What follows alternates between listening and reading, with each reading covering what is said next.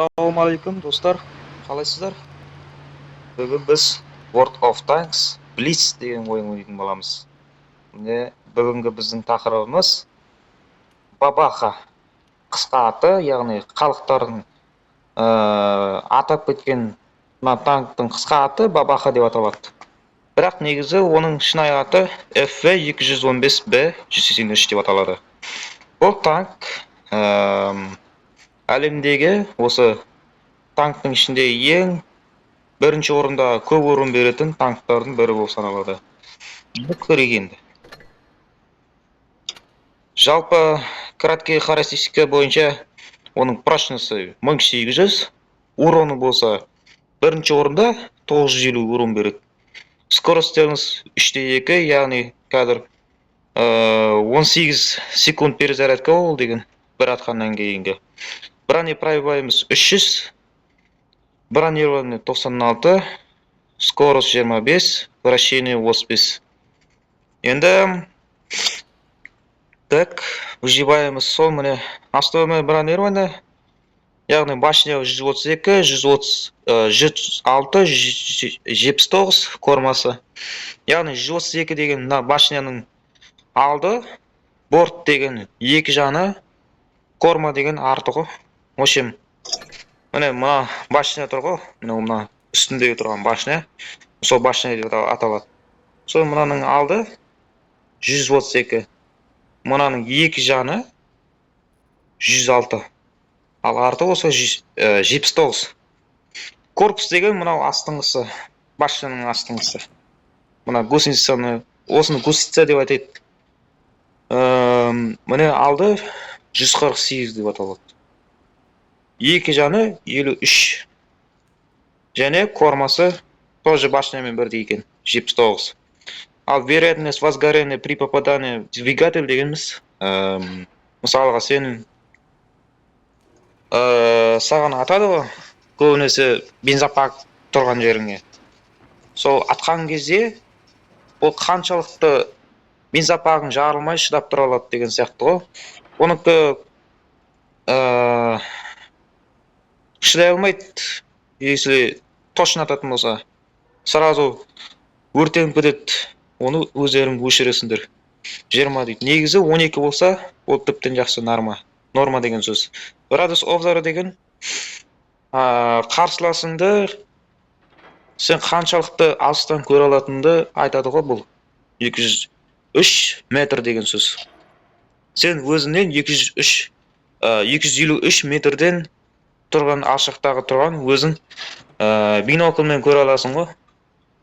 Танкты байқайсың, оған свет түсіресің, өзің союзниктарыңа көрсетесің, обнаружить етесің ғой, бір сөз айтқанда. Маскировка дегеніміз былай ғой. Без движения корпуса деген. Осылай қалпында сіз бетіп айналдырасыз, бірақ мына танк қозғалмайды да. Ана кустада отырасыз ғой, бірақ алдыңызда танк тұр. Егер де сіз танкыңызды қозғамасаңыз, тек қана былай қозғап істесеңіз, сізді қарсыласыңыз мүлдем көрмейді да, кустаның артында, яғни жапырақ қой, жапырақтың артында тұрсаңыз. Ал движение деген, кішкене болсын бір, мына корпусыңды қозғалтасың ғой, осы оғанда байқамайды ол, осы бір дейді. Ал при выстреле без движения корпуса 2 дейді. Ол саған вообще шанс жоқ деген сөз. Яғни сен корпусыңды қозғалтпай-ақ сен мына орудияның атасың ғой қарсыласыңа. Или тимесе де, тисе де, бәрібірде сен байқаласың. Сен үстіңе свет жанады, свет жанса болды, сен бәрі көреді қарсыласыңның командалары. Значит, бұл жерде шанс жоқ деген сөз, 2 деген. Сіз сразу кустада атасыз, сосын сразу тығып қалу керексіз ғой. Енді стрелбаға қарайық. Урон минуту 3000. Бұл негізі жақсы көрсеткіш. 3000 деген 1 минутта сен қаншалықты урон беретінді көрсетеді. Яғни қазір 18 перезарядка, время перезарядка бір атқаннан кейінгі. 18, яғни 19 секунд күтесің. Значит, сен 950 урон бересің, 950 урон бересің, және 950 урон бересің. Содан шыққан міне 3000 ДПМ деп аталады бұл. Средняя бронепробиваемость, бұда манағы айтқандай бронебойный деген газ көрсетейін сіздерге. Байкомплекттер міне, осы байкомплект дейді. Осы жердегі бронебойный, міне, осыны айтамыз.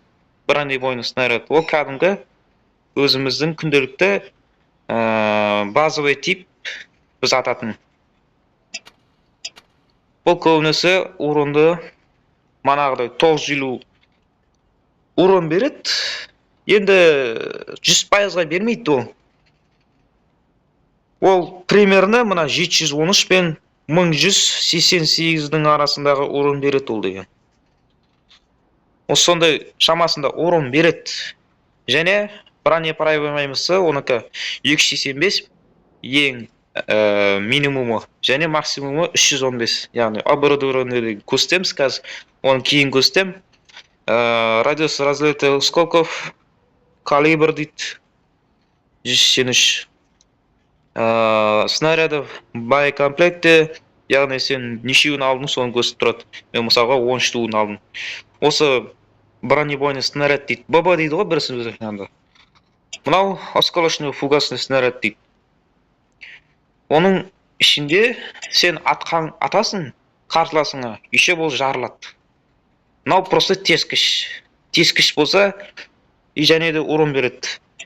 А мынау ішінде жарылғышы бар. Оныкі көбінесе бронь тескіші өте төмен болады. Міне 76-84 өздерін көріп тұрғандай. Но ол өте үлкен урон береді, егер дұрыстап ататын болсаңыздар. Яғни бронясы осындай 76-84-тен төмен танктар, яғни мысалға Гриль 15-ті алатын болсақ, или ЛТ-ні алатын болсақ, бронялары осындай 76-84-тен төмен болса, сіздер ата аласыздар. Толқа тігінен атсаңыздар да, бәрібір, әйтеуір осындай шамасында урон береді. Ең минимумы кем дегенде 1043 урон береді, және 1738 максимум урон береді. Максимум урон берсеңіздер, ол леп белгісімен шығады. Яғни, сіз бір танкты аттыңыз, содан шыққан 1738 деп шықса, ең максимум, соның қасында леп белгісі тұрады. Мен содан үшеуін алып алғанмын да. Осколочный фугасный снаряд деп, бұл премиум деп аталады. Яғни голд дейсіздер. Көп адамдар голд дейді бұны. Енді бұл хэш. Мынау хэш. Енді екеуі де хэш деп аталады. Менің ойымша. Осы екеуі вообще ешқандай рикошет бермейді. Егер де сіздер сары цветті көретін болсаңыз, қарсыласыңыздың, онда ешқандай бұл рикошет бермейді. Ал қызыл болса рикошет береді, және бұл урон бермеу мүмкін да. Например, ЛТ танкі, яғни легкий танк дейді, СТ деген средний танк, ТТ деген тяжелый танк, және ПТ деген ПТ-сау ғой. ПТ-сау танкі. Енді сол, например, ЛТ-ға атасыздар, атқан кезде ол енді көбінесе ЛТ-лардың бронелары слабый болып келеді, поэтому оларға тиеді. Ал бронясы өте мықты, сондай танктарға сен көздейсің ғой, мына осындай снарядты алып басып қарайтын болсаңыздар, қызыл шықса, оны атпайсыздар. Енді бұның пробиваемості 209-221. Радиус разлета осколков дейді. Бесеу. Мен 8 штугын алып алған болам. Достар, мен сіздерге бар білгендерімді айтып тұрмын. Сондықтан мен түсінесіңдер деп ойлаймын. Ешқандай негатив жазбай. Міне осы орудияның аты 283 L4 деп аталады. Жалпы время сведения 6 дейді. 6 секунд бұл аталады. Яғни сіз кустада тұрасыз, например, алдыңызда 300 метрден 250 метрде пример сол шамасында танк тұрады. Сіз оған ату үшін сіз бірден атпайсыз ғой, келіп алып. Сіз бірінші келесіз, тоқтайсыз. Тоқтаған кезде полный. Яғни машинаңызды айналдырмай, көп айналдырмай сол танкқа дәлдікпен қарайтын болсаңыз, осы 6 секундтың ішінде мына ататын не бар ғой, дөңгелекті, соны кішірейтіп береді да. Бірінші дәлдікпен қарап барып қана атасыздар. Бұныкі ұзақ. Және бұны оборудование де өзгертуге болады. Енді разброс на 100 метр дейді. Бұл да бір жақсы көрсеткіш. Кейбірлері бар енді 400 метрден асатын, оныкі жаман. Дұрыс ата алмайды деген сөз ол. Ол атқан кезде ол гарантия бере алмайсың қай қататын. Жақын атқан кезде жақсы нәтиже көреді да. Алыстан атқан кезде ол көбінесе тимейді да. Разброс деген соны дөңгелекті кішірейтіп береді да. Мына сан азайған сайын. Если 0-0 болса, ол почти точка ғой. Точкамен атасың, болды, сразу тиеді. Және де сол разброс жағынан ең төмен танк, сол әлемдегі точный танк, аккуратно тұратын. Сол Грил 15 деп аталады. Енді көрсеттім, енді міне осколочный фугасный 220. Негізі голдпен атқандарыңыз дұрыс болады. Ол көбінесе тяжелый танктарға да атыла береді. Осколочный соңғы мына C7 бронь тескіші барды, оны только қажет кезде ғана атасыздар да. Өте бронь слабый, мысалы Грил 15-ке ата бересіздер. Атқан кезде дұрыстап ату керексіздер. Средний урон міне осы. Бұл примерно айтып тұр сіздерге. Бронебоймен 950 урон береді. Осколочный фугасы, яғни голды ортасындағы 1210 және соңғы осколочный фугасты бронз тешкісі аз. Ол заты жарылғышы көп, 1390 урон береді. Угол вертикальной наводки увен дейді ғой қысқаша, градус. Вниз, яғни сен машинаңдағы орудияны асты қарай қараған кездегі градусты айтып тұрады бұл. Вниз деген асты 5 градусты көрсетеді. Вверх деген 15. Газ көрсетейін сіздерге. Вниз деген мына астыға қарайсыздар ғой, 5 градус көрсетеді. Ол негізі внизді 15, 10 деген сияқты сондай градус болса вообще жақсы болады. Например, сізде тауға шығасыздар, тауға шыққан кезде сіздің орудияңыз кәдімгідей астыға қарап тұрмайды ғой, қарсысында ату үшін. 5 болса вообще тауға шыққан кезде сіз ата алмай қаласыз да. Сізде только 5-ақ қана увен да. Сіз астыға қарай алмайсыз тауға шыққан кезде. Сіз только үстіге қарай қараласыздар. Поэтому бұған арналмаған хулдаун деген нәрсе.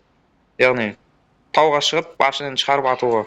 Ол только увені ең, который 10-нан асатын танктарға арналған да. Бұныкі жаман көрсеткіш увен деген. Енді түсініп тұрсыздар деп ойлаймын. Угол горизонтальной наводки уген дейді. Влево 45, право 45. Право деген оң, влево деген сол. Көп ПТС-ларда үшке бөлінеді. Біреуі машинасы жоқ, яғни машинасы мен корпусы бір-біріне ұйқасып кеткенде, қосылып кеткенде, ол только корпусымен ғана қозғалады да. А мынада машина бар, және корпус бар. Машинасы бөлек қозғалады, корпусы бөлек қозғалады. Бірақ бұнікі шектеулі. 45 деген мына жаққа, мына машинасы айналады, оң жаққа қарай, сол жаққа қарай, сол 45 градусқа бұрылады. Ал кейбір ПТС бар, который, мысалы, Скорпион, или там FF4005, мына жақтағы. Оныкі полный айналады да, 360 градусқа айнала береді. Оған бәрібір. Енді тағы не көрсетсем болады екен. Маневренс деген бар. максималды скорость ода 38. Негізі мына жақта 25 көрсетіп тұр, ол средний. Ал максимум 38 деп көрсетіп тұр. Ал сіз атасыз, атқаннан кейін шегінесіз ғой, 12 скоростьпен артқа қарай не істейсіздер, жүресіздер. Средний скорость сол міне 25 мен айтқандай. Теге вооруженец, оны білмедім. Мастанка, яғни 60 тонна оныкі.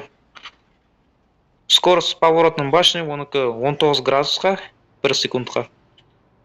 Скорость поворота корпуса дейді 35 дейді. Мощность двигателя тоже 85. Және астында осындай день рождения болады.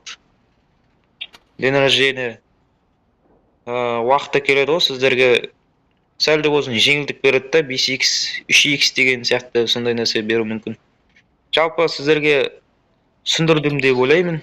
Түсіндіре алдым деп ойлаймын. Камуфляж деген мынандай. Өздерің білесіздер ғой, Free Fire ойнайсыздар, скин қоясыздар, дәл сияқты ғой, мына жақта өздерің таңдайсыңдар. OBS деген мына үстіне қоятын заттар ғой. Олар көбінесе қымбат тұрады. Голдпен тұру мүмкін, или өздерің түсіріп аласыздар ғой контейнермен. Мен мысалға мынаны таңдаймын. Или вообще алып тастаймын, маған керек жоқ бұл. Снять деймін, болды. Міне лето, зима бар, пустыня бар. Ойында осындай 3 режимде бар да. Лето, зима, пустыня. Соған арналған әрқайсысына шығаратын сондай бір карта болады да. Например, сіз дала деген жаз, сондай картаға түсіп қалсаңыз, осындай сіз қойған скинмен түсіп қаласыз да, осындай жазға. Енді арқатта өздерің түсіндіңдер деп ойлаймын. Мен осындай скиндер қойып алдым, неше түрлі. Бұл жерде ақшаға да болады, голдпен де болады. Және ең қымбатты міне осы легендарный. Міне осындай. Или мынандай. Эпический, редкий деп бөлінеді, обычный де өзіңіздерін сатып аласыздар. Міне. Ақшаға да мына кредит деп аталады міне кезі. Серебро деген кредит. Мынау редкий. Ол жерде голдпен сатып аласыздар. Мына жақта да дұрыс солай. Так, енді ранг дегенде ол мен көбінесе бұған не істемеймін, мән бермеймін рангқа. Оған бостан-бос ақша құртып керегі жоқ деп ойлаймын. Егер де өздеріңіз ранг көтергенді қаласаңыздар, өздеріңіз енді шешім қабылдайсыздар да. Экипаж деген бар, әрқайсысына әр таңққа арналған. Мысалы біз ПТ саумыз. ПТ саудың белгісі міне 3 бұрыш тәрізді. Ал қалған үшеуі міне мынау ең үстіндегі тұрған ромб тәрізді символ таңбасы бар. Ол лекки таң. Міне 2 сызығы бар, ол средний таң, 3 сызығы бар, тяжелый таң. Бұл экипаж дейді. Танк блицті көбінесе ана ПК-ға арналған ше, компьютерге арналған танк блиц. Ол жерде басқаша болады экипажы. Кәдімгідей бірден сатып аласыз да, 100% бар, 75% бар, или тегін бар обучениеде. Ал ең қымбаты сол 100%-ға 1500 ба, 1000 ба сондай голд құртасыздар ғой. Ал мына жақта басқаша. Мен мына жақта смертельный точность қостым. Снайпер деген бар, маскировка, виртуоз, плавный разворот. Плавный разворот деген корпусымды полный сол жаққа не оң жаққа айналдырасыздар ғой, 360 градусқа. Виртуоз деген скорость поворота танк дейді. Плавный разворот уменьшает разброс. Міне. Мына жақта плавный разворот деген баяу айналасыздар деген сөз. Мына разбростың азайтып береді ғой сенің орудияңның. Сіз айналып атқан кезде, сіз өзіңіздің разбросыңызды 4%-ға уменьшать етесіздер, түсіресіздер. Ал увеличивает скорость поворота танка дейді. 4%-ға сіз айналған кезде скоростты көбейтесіздер, қосасыздар. Маскировка деген сіз Енді лампочка ғой, бір сөз айтқанда. Манағы мен көскенде маскировка. Увеличивает 15% первоначальный показатель маскировки танк дейді. Қарсыласыңызға 15%-ға көрсетпеуге үлес береді да. Маскировка деген сол. Яғни қарсыласыңызға көбінесе 250 метрден алшақ тұрсаңыз, қарсыласыңыз сізді көрмейді, сіз де оны көрмейсіз ғой. Минимумы. Смертельный точно менімен қосып қалған. Мынау снайпер.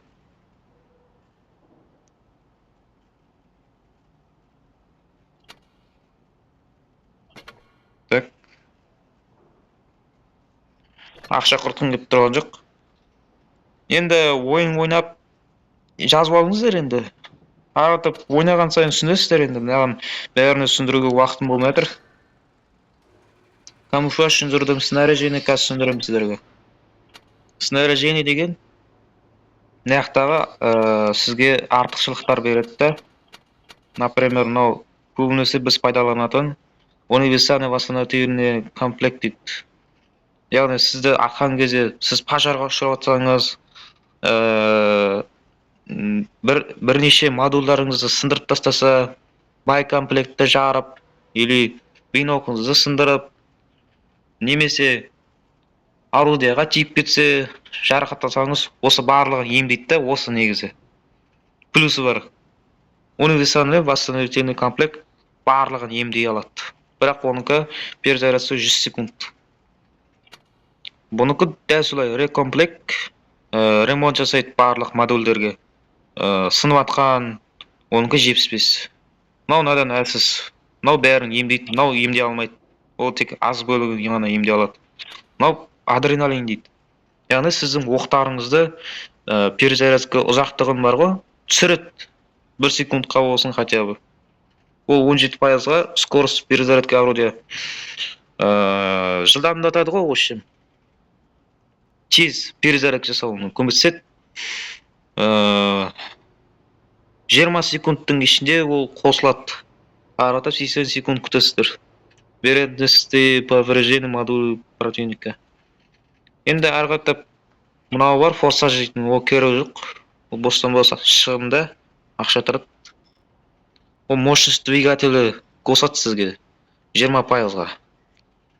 Тез жүресізді хотя бы. Мыналар қалғандары бесплатно. Мен бесплатноларды алғым келмейді. Көбінесе бізге пайдалысы осылар. Так, амуниция. Бұл да дәл солай бізге артықшылық береді. Шайды таңдағаным мына пудинг іштайым дейді да. Великобританияда ішетін шайлар ғой мынау. 10% показателем техники, автоматически срабатывает бою, действует постоянно в течение одного боя только для танков Великобританияға арналады осылы. Осындай пудинг чай только Великобритания еліндегі танктарына арналған осындай шай. Ішеді только экипаждары. Экипаждар бұндай пайдаланса, міне осындай қосылады да артықшылықтар. Разброс түсіріп тастадым осы арқылы, мен қосу арқылы. Время сведения түсіріп тастадым. Обзоры көтердім, урон минуты көтердім, міне 3000-ға жақындады. Мынау да дәл солай. Манағыдай ғой, черный чай. Екеуінде айырмашылығы жоқ. Только көтеретін болмаса, мына барлығын бірдей көтереді да нағыра. Ощущение топлива дейді. 10%-ға сіздің моторыңызға күш береді. Сосын поворотның башына бар ғой, башына айналуына тоже скорость жылдамдатады. Міне осындай. Мынау защитный набор.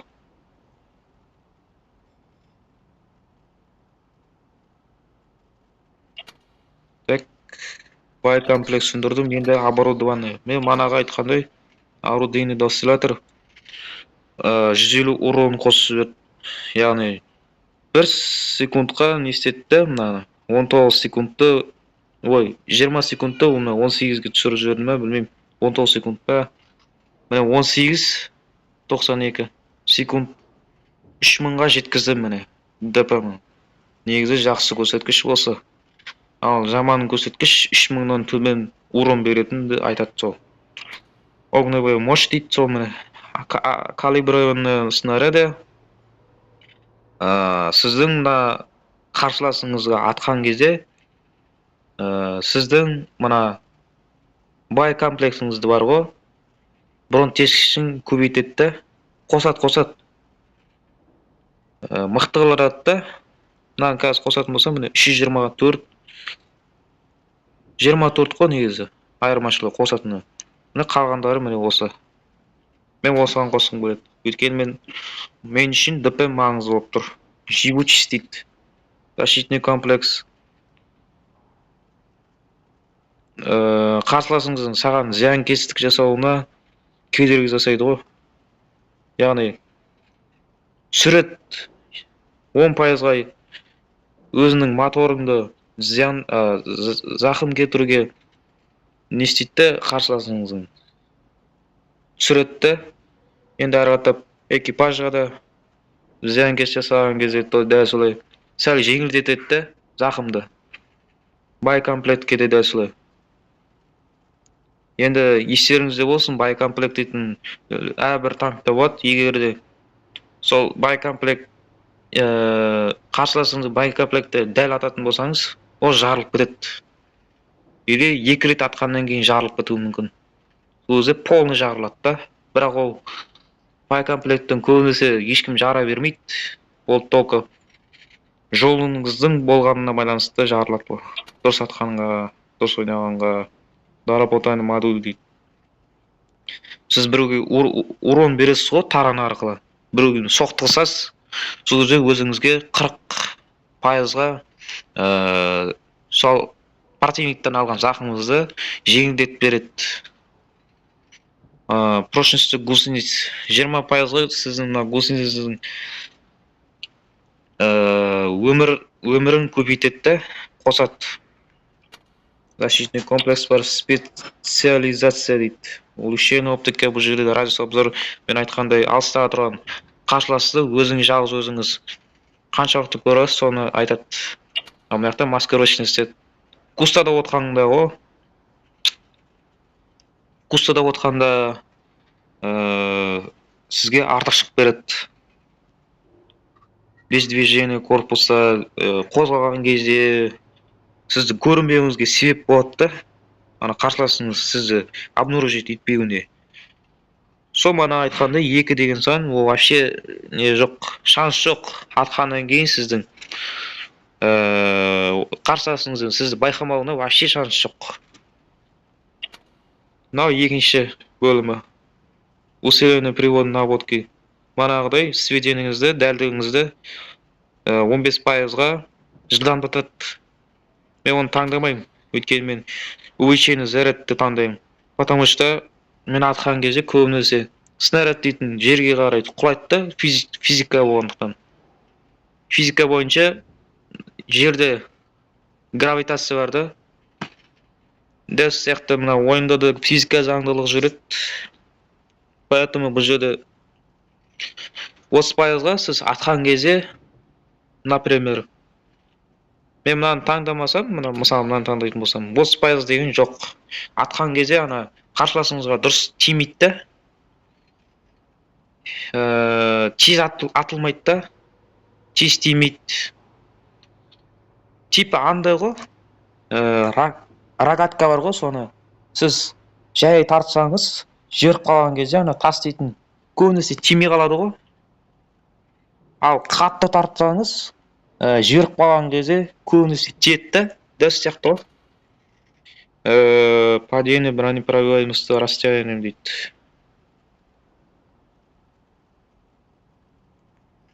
В общем, қарсыласқа атқан кезде көбінесе тиюге мүмкіндік береді, үлес қосады бұл деген. Усиленный броня бұл броняңыздың көтермейді ешқандай. Ол жай ғана мықты қылдырады да. Тығыз қылдырады да. Ешқандай броняларын көтермейді танкіңізді. Бұл көбінесе корпус пен башняға арналады. Улучшение сворка 4%-ға танкыңыздың өмірін ұзартады. 72 бар болғанда хп қосатын. Ол аз. Мен не істеймін оны? Мен лучше УСВ-ның бронен аламын ғой. Бәрібір де өлем болым дейді. Мен деген. Ущені управление. Мана айтқандай 11 өзіңіздің танкыңызды бар ғой, полный корпусыңызды оң жаққа не сол жаққа айналдыратын кезде 360 градусқа до конца. Міне 35 көрсетіп тұр. 3 градусқа қосып тұр міне. 11% деген осылай болып тұр. 35 градусқа 1 секунд сайын сіз айналасыз. Мынақты да солай. Ол жерде бар, еще тяга вооружения, средняя скорость деген бар, қосылады. Мощность двигателя деген бар. Маған ол керек емес, маған көбінесе поворот керек. Тез қозғалу. Стабилизатор вертикальный наводкой. Бұл да маған керек емес, манағыдай сведение тез ететін нәрсе ғой.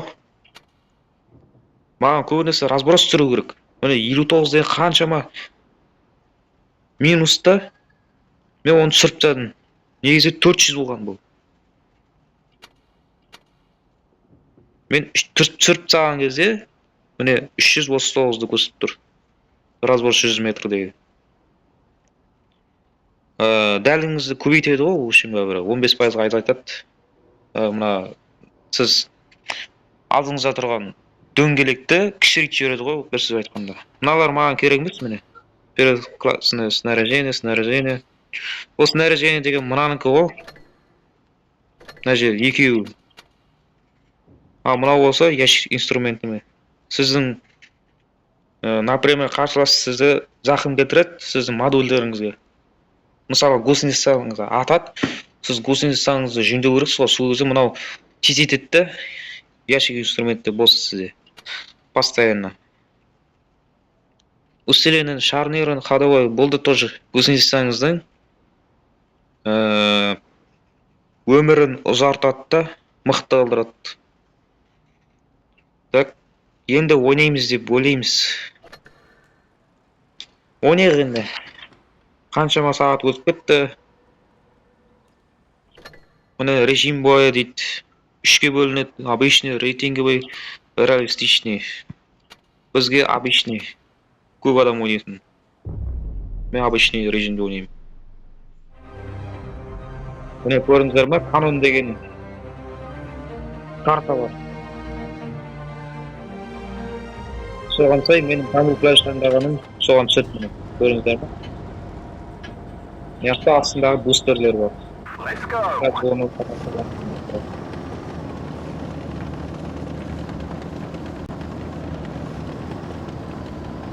Сол жақты шықты.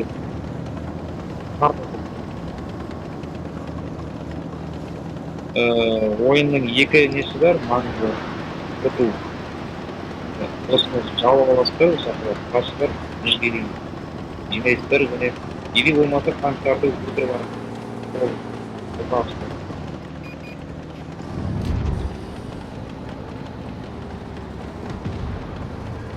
Мен аяққа бардым. Мен көріп қойды мұны. Свет жағу деген сөз, мен көріп қойды. Апурышки деген жетті деген сөз. 10 секундтан кейін жоғалады ол. Көрсетеміз. Ату мүмкін алыста. Мынау шеттегі мына нәрсе ол сіз қозғалмаяқта бүйтесіз ғой.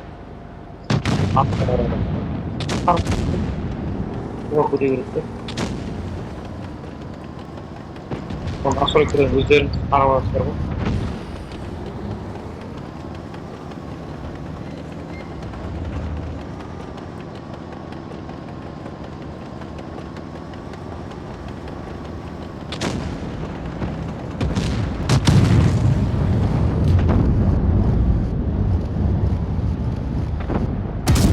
Enemy vehicle destroyed.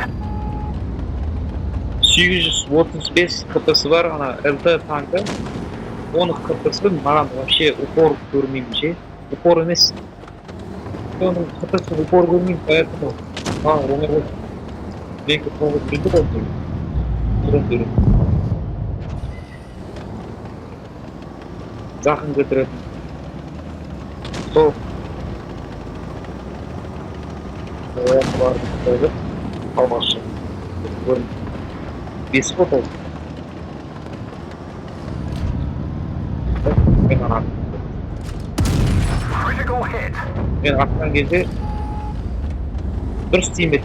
Өз институциясына тиіп, ешқандай орын берген. Міне мына сіз көріп тұрғандай дөңгелек тәрізді нәрсе ол разброс дейді. И қарамен мен бүйтем, мына сведение дейді. Дәлдейтіндер. 6 секунд міне көрдіңіздер ме? Мына дөңгелек кішірейіп барған сайын ол жақсы болады да, дәл атасында. Қараңыздар. Ату. Если шықса ол.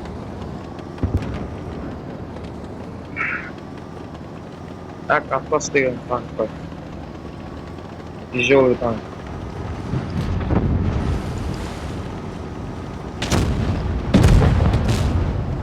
Мен бару керек, сол үшін.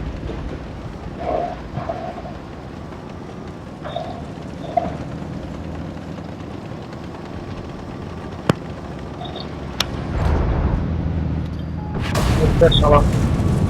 Ne? Enemy armor destroyed. Mine көрдіңіздер ма? Хэштің айырмашылығы. Мен голдты алып та аттым. Ол үлкенірек бұрын берді. Егер де мен бронебойын алып ататын болсам, көзде қалады. Үлкен бронебойын ол кішкентай ғана орын береді, сен хэштен қарағанда. Кішірек орын береді. Yaklaşık zaten bizim zaten yürüyorum alıyorum. Büyükten kurtuldum.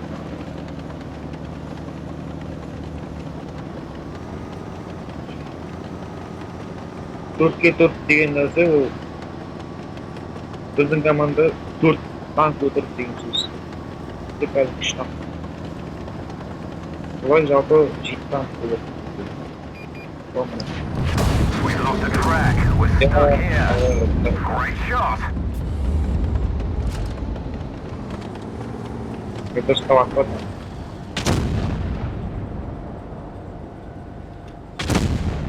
Дәлдеп тарғату.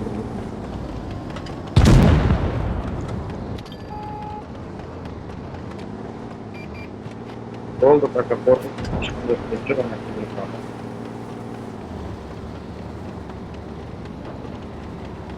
Ben şehrin bir ben isteyeyim ona kaldı. 48 yapma problem. Distansı sakta vurup.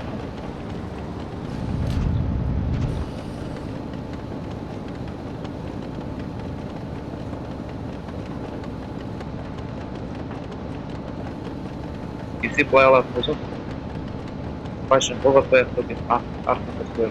Bir ortam var oğlum. Evet.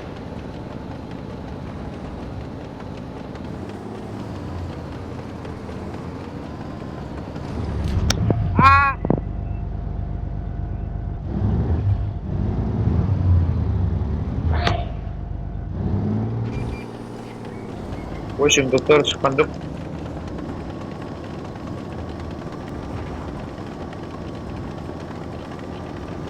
Ол сияқты дәлдей күліп шықса атып жібереді.